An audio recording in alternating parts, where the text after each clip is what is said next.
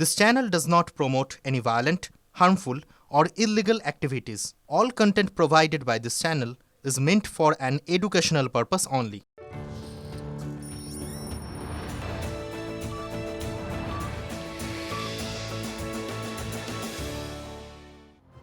নমস্কার, দেখছেন টিভি9 বাংলা। ঘড়িতে ঠিক বিকেল ৫টা মানে ৫টায় ৫ কথা, আর ৫টায় ৫ কথা নিয়ে আজকে আপনাদের সঙ্গে রয়েছে আমি মধুকল্পিতা। নজর থাকবে এই মুহূর্তে ব্রেকিং নিউজের দিকে।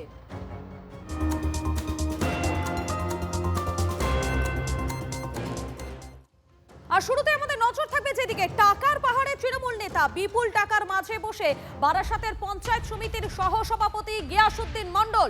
ভিডিও ভাইরাল হতেই তীব্র চাঞ্চল্য। কোথা থেকে এলো এত টাকা, জবাব নেই তৃণমূল নেতার। ফোন করা হলেও জবাব দেননি গিয়াসউদ্দিন মণ্ডল। ইডি তদন্তের দাবি জানিয়েছে অপরদিকে বিজেপি। আপনাদেরকে আরো একবার জানাই, টাকার পাহাড়ে তৃণমূল নেতা বিপুল টাকার মাঝে বসে রয়েছে বারাসাতের পঞ্চায়েত সমিতি সহ সভাপতি গিয়াসউদ্দিন মণ্ডল। দীপঙ্কর রয়েছেন আমাদের সঙ্গে সরাসরি। দীপঙ্কর কাছে চলে যাবো। দীপঙ্কর, এত টাকা কোথা থেকে এলো, এর হিসেব কি দিতে পেরেছেন পঞ্চায়েত সমিতির সহসভাপতি?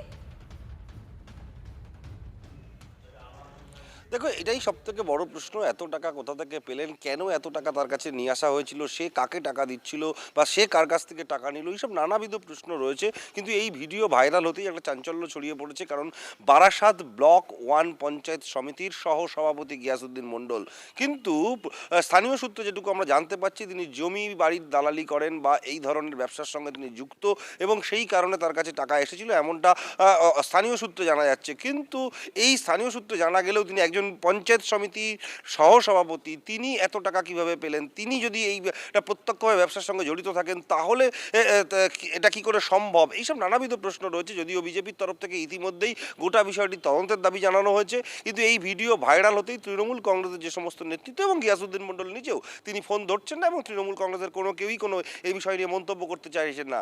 এত টাকা, তার মাঝখানে গিয়াসউদ্দিন মণ্ডল, এবং সেই টাকা যখন তিনি নিচ্ছিলেন তখন সেখান থেকে কেউ ছবি তোলে এবং সেই ছবি সমাজ মাধ্যমে ভাইরাল হয়। এখন প্রশ্ন হচ্ছে, এই টাকা তিনি কোথা থেকে পেলেন? এই টাকা তিনি কার জন্য এনেছিলেন? নিজের জন্য জোগাড় করেছিলেন নাকি আরও অন্য কাউকে ভাগ দেওয়ার ছিল? এই সমস্ত নানা বিষয়ে প্রশ্ন রয়েছে। সেই প্রশ্ন নিয়ে ইতিমধ্যেই তদন্তের দাবি জানিয়েছে বিজেপি। তৃণমূল কংগ্রেস এই বিষয়ে এখনো পর্যন্ত কোনো রকম প্রতিক্রিয়া দেয়নি। মধুকল্পিতা, ধন্যবাদ তোমাকে।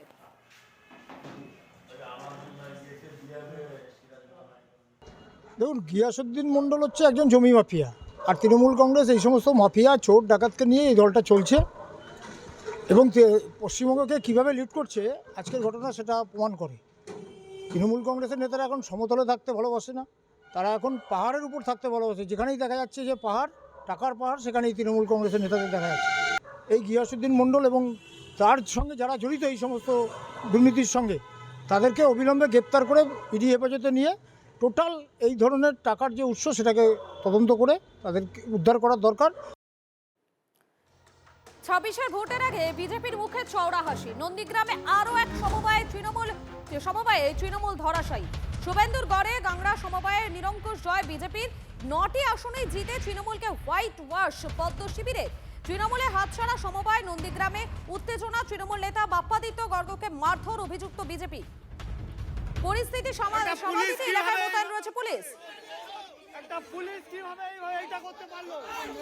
একজন প্রশাসন কিভাবে করতে পারলো? একজন প্রশাসন কিভাবে করতে পারলো? এই যে পুলিশ। ২৬-এ ভোটের আগে বিজেপির মুখে এবারে চওড়া হাসি। নন্দীগ্রামে আরো এক সমবায় তৃণমূল ধরাশায়ী। শুভেন্দুর গড়ে গাংড়া সমবায় নিরঙ্কুশ জয় বিজেপির। ৯টি আসনেই জিতে তৃণমূলকে হোয়াইট ওয়াশ পদ্ম শিবিরে। তৃণমূলের হাতছাড়া সমবায় নন্দীগ্রামে উত্তেজনা। তৃণমূল নেতা বাপ্পাদিত্য গর্গকে মারধর অভিযুক্ত বিজেপি। কনিষ্ক রয়েছেন আমাদের প্রতিনিধি। কনিষ্ক, এই মুহূর্তে কি পরিস্থিতি? দেখো, এই মুহূর্তে পুরো এলাকায় টান উত্তেজনা রয়েছে এবং পর্যাপ্ত পুলিশ রয়েছে। এই সোনাচূড়া এলাকা নন্দীগ্রাম 1 ব্লকের এই গাংড়া সমবায় সমিতির যে নির্বাচন ছিল, সেই নির্বাচন 9 আসনের, এবং সেই আসনে দেখা গেল নির্বাচনের শেষে 9টি আসনেই কিন্তু বিজেপি জয়লাভ করলো। আর তারপরেই যেমন তৃণমূলের অভিযোগ যে বাপ্পাদিত্য গর্গ নন্দীগ্রাম 1 নম্বর ব্লকের কোর কমিটির সদস্য, তিনি যখন এই নির্বাচন জয়ের পরে অফিসের উদ্দেশ্যে ফিরে যাচ্ছিলেন, তখন তাকে ঘিরে ধরে বিজেপি কর্মী সমর্থকরা। তাকে কটূক্তি করা হয়, মারধর করা হয় বলে এমনটা কিন্তু বাপ্পাদিত্যগর্গ অভিযোগ করছেন।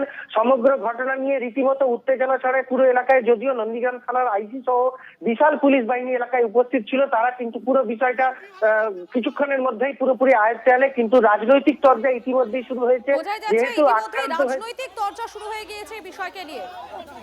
ধন্যবাদ তোমাকে কনিষ্ঠ। এই মুহূর্তে যে ছবি আপনারা দেখতে পাচ্ছেন নন্দীগ্রামে, যেখানে 26-এর ভোটের আগে বিজেপির মুখে একদিকে চওড়া হাসি, কারণ নন্দীগ্রামে আরো একটি সমবায়, সেখানে তৃণমূল ধরাশায়ী। শুভেন্দুর গড়ে গাংড়া সমবায় নিরঙ্কুশ জয় পেল এবারে বিজেপি। 9টি আসনেই জিতেছে এবং 9টি আসনে জিতেই তৃণমূলকে হোয়াইট ওয়াশ পদ্ম শিবিরে। তৃণমূলের হাতছাড়া সমবায় এবং তারপরে নন্দীগ্রামে উত্তেজনা ছড়ায়। তৃণমূল নেতা বাপ্পাদিত্য গর্গকে মারধর করা হয়েছে বলে অভিযোগ। অভিযুক্ত বিজেপি পরিস্থিতি সামাল দিতে এলাকায় মোতায়েন রয়েছে বিশাল পুলিশ বাহিনী। একটা পুলিশ কিভাবে এটা করতে পারলো? নন্দীগ্রামে আরো একটি সমবায়ে তৃণমূল ধরাশায়ী। শুভেন্দুর গড়ে গাংড়া সমবায়ে নিরঙ্কুশ জয় বিজেপির। 9টি আসনেই জিতে তৃণমূলকে হোয়াইট ওয়াশ পদ্ম শিবিরের। তৃণমূলের হাতছাড়া সমবায় নন্দীগ্রামে উত্তেজনা। তৃণমূল নেতা বাপ্পাদিত্য গর্গকে মারধর অভিযুক্ত বিজেপি। পরিস্থিতি সামাল দিতে এলাকায় মোতায়েন রয়েছে বিশাল পুলিশ বাহিনী, দেখতেই পাচ্ছেন আপনারা।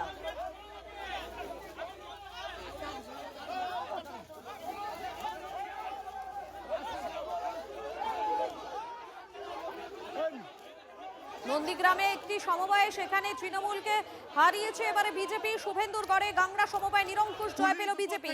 9টি আসনেই জিতে তৃণমূলকে হোয়াইট ওয়াশ পদ্ম শিবিরের। তৃণমূলের হাতছাড়া সমবায় নন্দীগ্রামে উত্তেজনা ছড়িয়েছে। তৃণমূল নেতা বাপ্পাদিত্য গর্গকে মারধর অভিযুক্ত বিজেপি। পরিস্থিতি সামাল দিতে এলাকায় মোতায়েন রয়েছে বিশাল পুলিশ বাহিনী। একটা পুলিশ ময়নায় বিজেপির বুথ সভাপতিকে মারধরের অভিযোগ। জায়গা দখল করে বেআইনিভাবে ঘর তৈরির অভিযোগ। প্রতিবাদ করতে গেলে মারধরের অভিযোগ। কাঠগড়ায় পঞ্চায়েত সমিতির তৃণমূলের সভাপতির ছেলে। অভিযোগ মানতে নারাজ অভিযুক্ত। ময়না থানায় অভিযোগ দায়ের করা হয়েছে।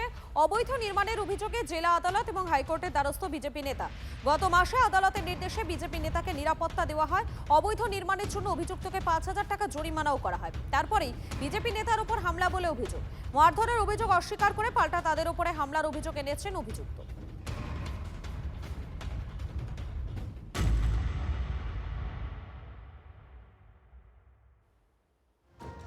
দেখুন, 26-এর ভোটের দিকে নজর রয়েছে এবং 26-এর ভোট যত এগিয়ে আসছে ততই রাজনৈতিক উত্তাপ বাড়ছে। আর এবারে 26-এর ভোটে অভিষেকের টার্গেট ভাঙড়।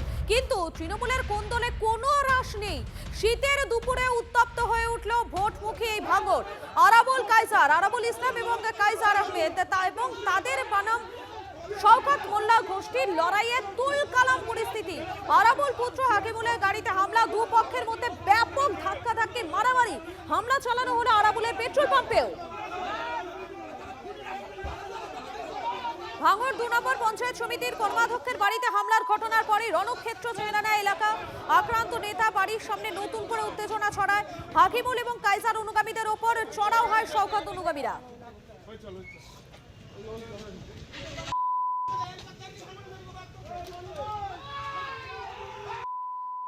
সুজয় রয়েছেন আমাদের সঙ্গে, সরাসরি সুজয়ের কাছে চলে যাবো। সুজয়, এই ভাঙড় কিন্তু বারবার উত্তপ্ত হয়ে উঠেছে। পঞ্চায়েত নির্বাচন বা লোকসভা নির্বাচন একাধিক সময় আমরা দেখেছি উত্তপ্ত হয়ে উঠতে ভাঙড়কে।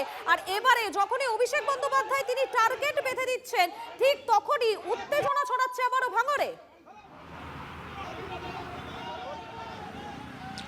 একেবারে মধুকল্পিতা, দেখো বলা ভালো যে ভাঙড় রয়েছে এখনো ভাঙড়েই। তার কারণ ভাঙড়ে প্রথম থেকে যে একাধিকবার ভাঙড় শিরোনামে উঠে আসার কারণ কিন্তু ভাঙড়ের হিংসা, অশান্তি, বোমাবাজি, খুন।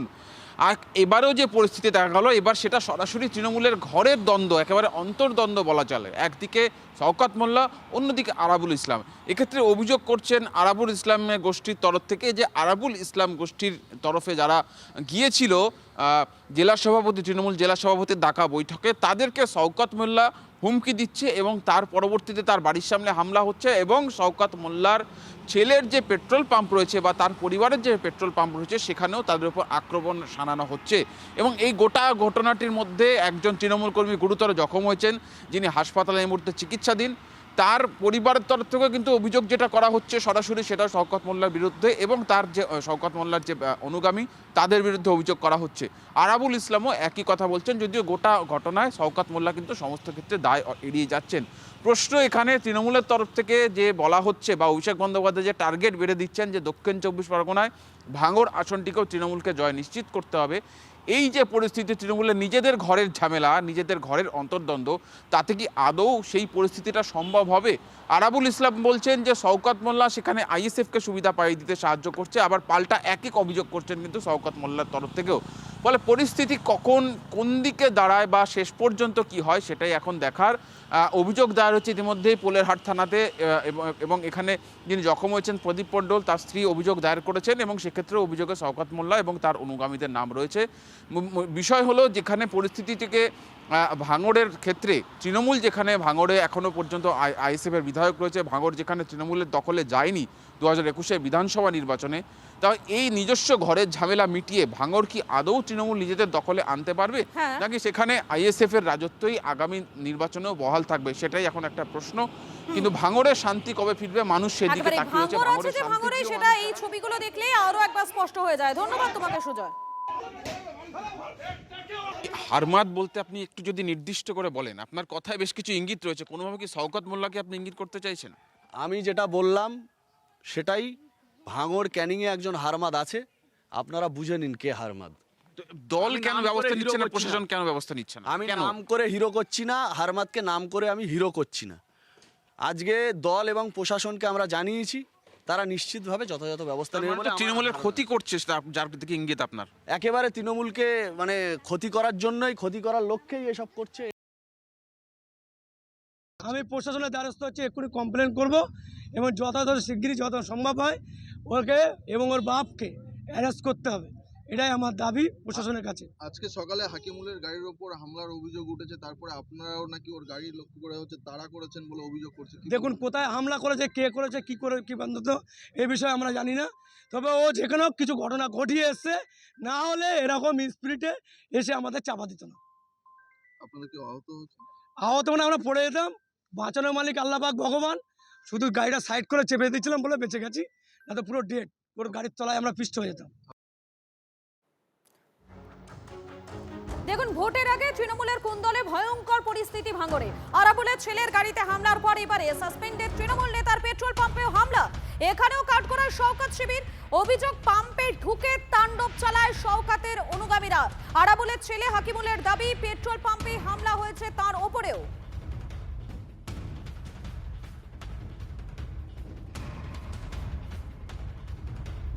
এই শওকত জামানায় কোণঠাসা হয়ে এক কাট্টা আরাবুল এবং কাইজার।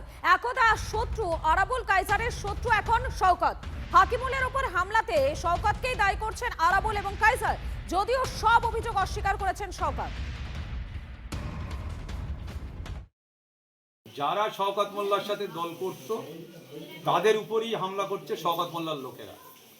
ইতিমধ্যে যেটা ঘটনা, আমরা বলবো দলকে যে কারা এরা, তৃণমূল কংগ্রেস না এরা হারমাত, না এরা এই তৃণমূল কংগ্রেসটাকে হারাতে এসছে। শওকত মোল্লা কিন্তু নিজেও জানে যে তৃণমূল কংগ্রেসটা ভাঙড়ে হারানোর জন্য তিনি এখানে দায়িত্ব নিয়েছেন। তিনি 34 বছর সিপিএম করেছেন, ভাঙড়ের মানুষ, ক্যানিং এর মানুষের রক্ত পর্যন্ত খেয়েছে। এখন ভাঙড়ের তৃণমূল কংগ্রেসের পুরনো কর্মীদের রক্ত খাচ্ছে। মানে উন্মাদ হারমাদ শওকত মোল্লা প্রচন্ড রকম ভাবে এটা ওর বদ হজম হয়েছে যে এই নামকে কোনো রকম ভাবে রাখা যাবে না, মানা যাবে না। কাল আমরা জেলা সভাপতির বাড়িতে গিয়েছিলাম দেখা করতে, উনি ডেকেছিলেন। আর তারপরে সন্ধ্যের সময় আমাদের ওপারের কর্মাধ্যক্ষ অদূতকে ব্যাপকভাবে হুমকি দেয় এবং তারপরে সন্ধ্যেবেলা ওর বাড়িতে আক্রমণ হয়। আমি এই শওকত মোল্লা যাকে মানে যারা ওকে স্যালুট করতে পারবে, সেই ধরনের অশিক্ষিত বর্বর, যেহেতু নিজে একটা অশিক্ষিত জানোয়ার, সেই হিসেবে ও সেই টিমটাকেই ও সাজিয়েছে। আমি শুনলাম যে ওখানে হাকিমুল কোন একটা গ্রামে উস্কানি দিতে গিয়েছিল, সেখানকার ছেলেটা নাকি তাড়া করেছে, এই পর্যন্ত জানি। আমি খোঁজ খবর নিয়ে জানাবো, আমি ডিটেলসটা বলতে পারছি না, আমি ভিড়ের মধ্যে আছি তো। হ্যাঁ ঠিক আছে, সেটা আমরা দেখছি, খোঁজ খবর নিচ্ছি, কোনো ছোটখাটো ঘটনা ঘটতে পারে, আমি দেখে নিচ্ছি কি আছে। ওদের আদর্শগত তো লড়াই নয়, ওরা ভাগ বাটরার লড়াই, কে 25-75 কন্ট্রোল করবে এই লড়াই। তারপর আমি অনুরোধ করব দুটো গোষ্ঠীর নেতৃত্বদের কাছে যে ভাঙড়ের নামকে বদনাম হতে দেবেন না, অনুরোধ করছি। হিংসা মারামারি করবেন না, যার মারামারি, হিংসা, কাটাকাটি, পচলাপচলি, অসামাজিক কাজ করার যার অভ্যস্ত, যে তাকে সামাজিক কাজ সে করতে পারবে না, হার্ট অ্যাটাক হয়ে যাবে। দেখুন, অভিষেক বন্দ্যোপাধ্যায় তিনি কিন্তু একটা টার্গেট বেঁধে দিয়েছেন আসন্ন বিধানসভা নির্বাচনে, তার টার্গেট ভাঙড়। কিন্তু এই ভাঙড়ে তৃণমূলের কোন্দলের হ্রাস কোনোভাবেই নেই। শীতের এই দুপুর, সেই দুপুরে উত্তপ্ত হয়ে উঠল ভোটমুখী ভাঙড়। আরাবুল এবং কাইজার বনাম শওকত গোষ্ঠীর লড়াইয়ে তুলকালাম পরিস্থিতি। আরাবুল পুত্র হাকিমুলের গাড়িতে হামলা, দুপক্ষের মধ্যে ব্যাপক ধাক্কাধাক্কি মারামারি। হামলা চালানো হলো আরাবুলের পেট্রোল পাম্পেও। ভাঙড় 2 পঞ্চায়েতের সমিতির কর্মাধ্যক্ষের বাড়িতেও হামলার ঘটনার পরই রণক্ষেত্র হয়ে ওঠে এলাকা। আক্রান্ত নেতার বাড়ির সামনে নতুন করে উত্তেজনা। হাকিমুল এবং কাইজার অনুগামীদের ওপর চড়াও শওকত অনুগামীরা।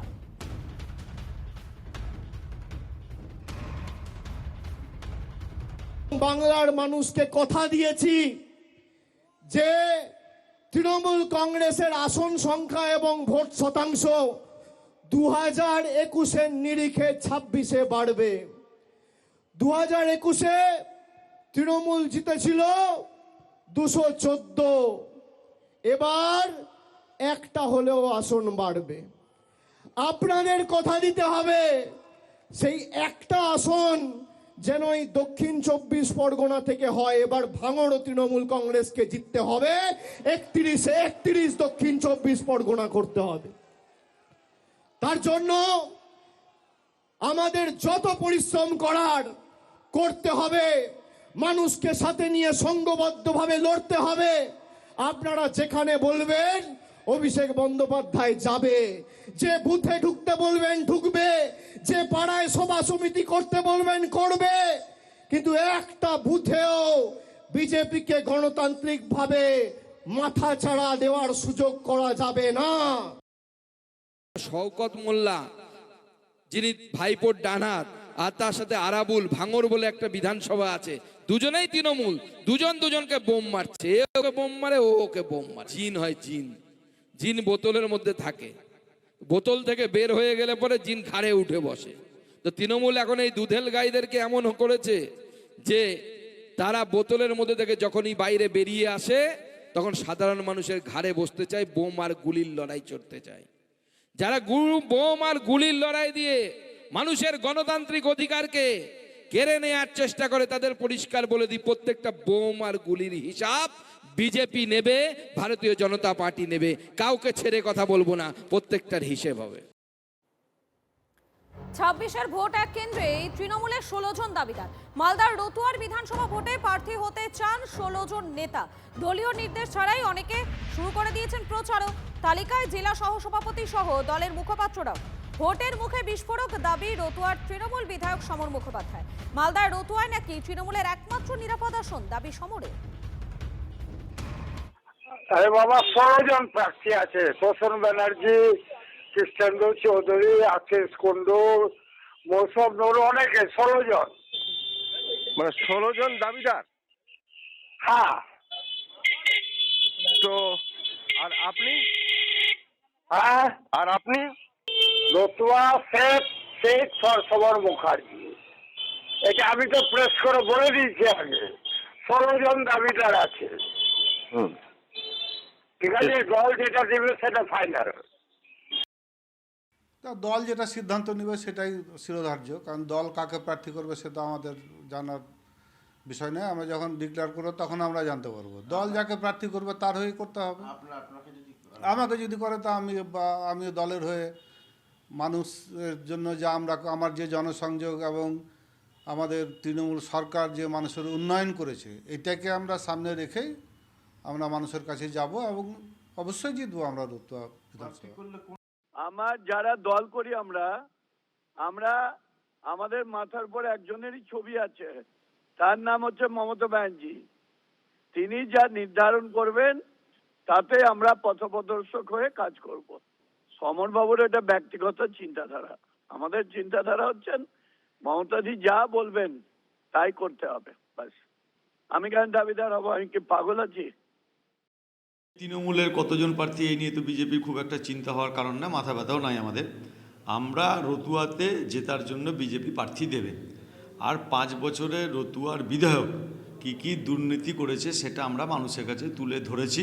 ফেরি জবরদখলে অভিযুক্ত শাহজাহান সাগরেদ মুসা মোল্লাকে ধরতে গিয়ে আক্রান্ত নেচর থানার পুলিশ। 30 ঘন্টা পর এখনো পর্যন্ত অধরা মূল অভিযুক্ত মুসা। সন্দেশখালীতে ভেরি জবরদখলে অভিযুক্তকে ধরতে গেলে পুলিশের গাড়ি ভাঙচুর করা হয়। তৃণমূল কর্মী মুসা মোল্লার বাড়িতে যেতেই পুলিশের উপর হামলা। এক অফিসার সহ 3 পুলিশ কর্মী জখম হন। ঘটনায় 9 জনকে গ্রেফতার করা হলেও এখনো অধরা মুসা।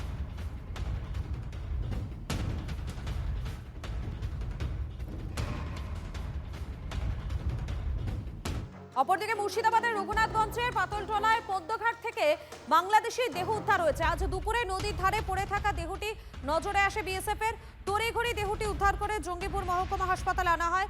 পুলিশ দেহ ময়নাতদন্তের জন্য পাঠায়। প্রথম দিকে পরিচয় না মিললেও পরে মৃতের পরিচয় মেলে। পুলিশ জানিয়েছে মৃতের নাম রবিউল ইসলাম। সে বাংলাদেশের বাসিন্দা, যদিও মৃত্যুর সঠিক কারণ জানার চেষ্টা করছে পুলিশ।